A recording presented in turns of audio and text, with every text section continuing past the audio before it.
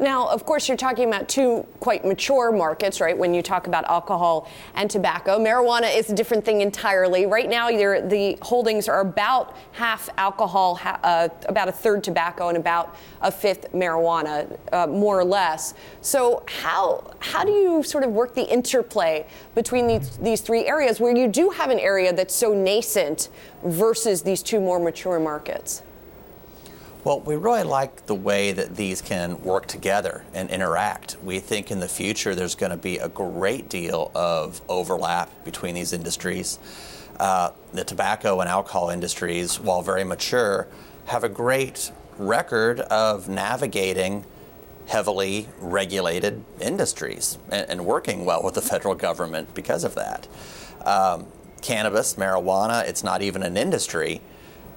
It can be all sorts of things. For us, it's really mostly pharmaceutical and biotech because, very importantly, we're only investing in companies that are legal at a federal level. Gotcha. In the United States. None of these Canadians, and certainly no OTC and pink sheets. There's an awful lot of those out there. But we think these industries work very well together. The cannabis, marijuana might be aggressive growth. The alcohol and tobacco can help offset that.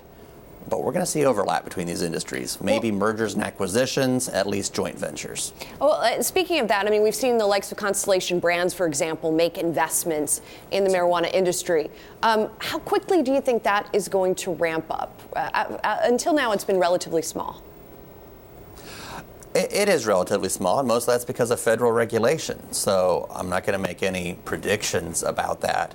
I will say that there's a large, social surge of people wanting legalization. And these pharmaceutical and biotech companies are making some great breakthroughs in medications, drugs that can be cannabinoid or cannabis-based. So we do think we'll see it in the future. The level of approvals or actual federal approval for recreational use, I make no predictions, but we want to be in a position to profit from this industry, if you want to call it that we think is just getting started, just in its infancy.